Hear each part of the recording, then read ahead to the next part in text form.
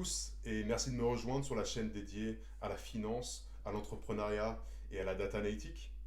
Aujourd'hui, on va parler d'un sujet lié à la finance qui est la superannuation. Et pour beaucoup de Français qui emménagent en Australie, ça peut être un système confus parce que le système de retraite marche différemment du système de retraite français. Le système de retraite français, c'est un système par répartition, c'est-à-dire que les personnes qui travaillent financent la retraite des personnes qui sont inactives, qui sont à la retraite. Alors que le système par capitalisation, c'est lorsque vous financez votre propre retraite pour le futur. On peut comparer la superannuation au plan d'épargne retraite en France, qui a été établi il y a quelques années, ou au 401k aux États-Unis, ou au SIP en Grande-Bretagne. Vous avez deux contributions majeures en Australie. Vous avez le Concessional Contribution, qui est le avant taxe, qui est généralement taxé à 15%, et dont le cap est de 27 500 dollars pour l'année fiscale 2022-2023.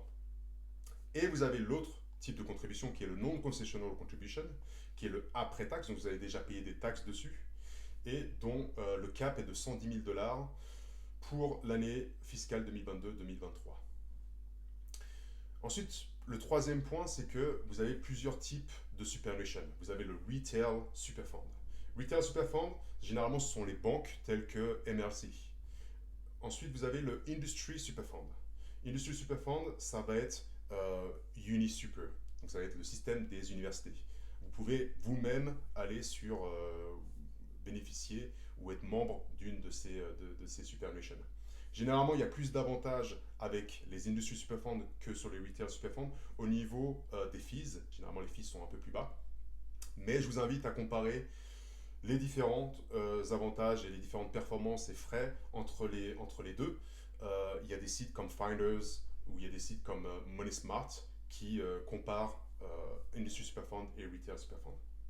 Ensuite, vous avez les Public Sector Super Fund. Donc, comme son nom l'indique, ce sont les personnes qui travaillent dans le gouvernement qui peuvent être membres de ces fonds. Et vous avez les Corporate Super Funds. Donc, ce sont des grandes entreprises telles que Telstra ou Qantas qui ont un nombre élevé d'employés et donc qui ont créé leur propre super fund, leur propre structure et qui managent leur propre super fund. Et enfin, vous avez le Self-Managed Super Fund. C'est l'option dans laquelle vous avez le plus de flexibilité, le plus de contrôle. Donc, c'est vous qui gérez vous-même vos fonds.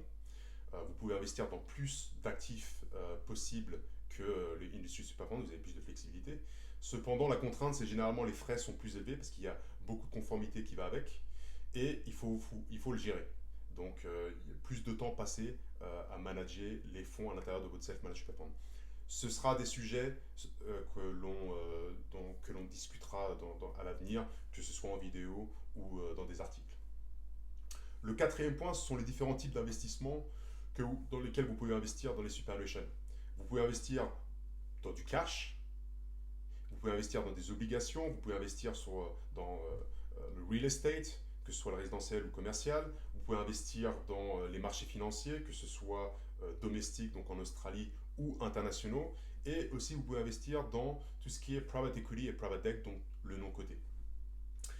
En règle générale, vous pouvez choisir un mix vous-même de ces types de classes d'actifs, ou vous pouvez choisir une option diversifiée qui vont de conservateur à très dynamique. Très dynamique étant une option dans laquelle vous avez une majorité de classes d'actifs de type action. Ça va être marché financier domestique, marché financier internationaux ou même du non-coté. Et le cinquième point que je voulais aborder, c'est les assurances à l'intérieur des superannuations.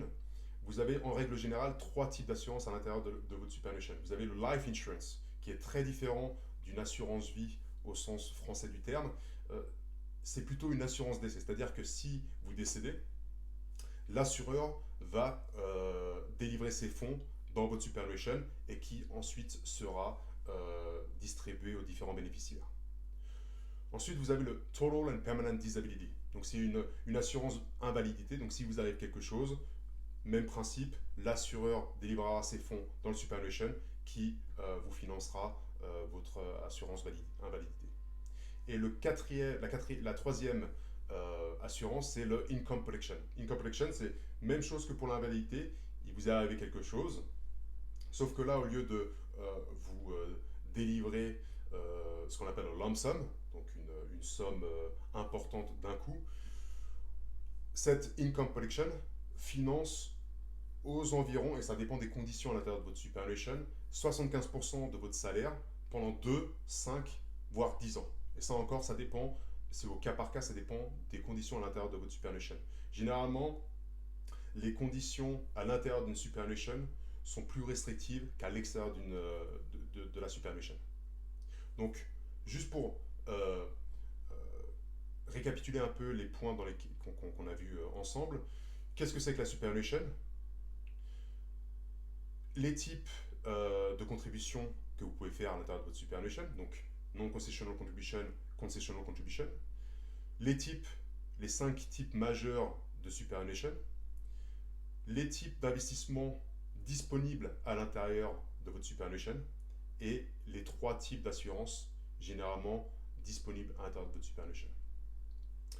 Si vous avez aimé cette vidéo, je vous invite à liker, à commenter. Si vous avez des questions, je vous invite à les mettre dans la section des commentaires ou à me contacter directement. Et si vous aimez ce type de contenu, que ce soit finance, entrepreneuriat ou data analytics, je vous invite à souscrire à cette chaîne. Je vous dis à très bientôt. Au revoir.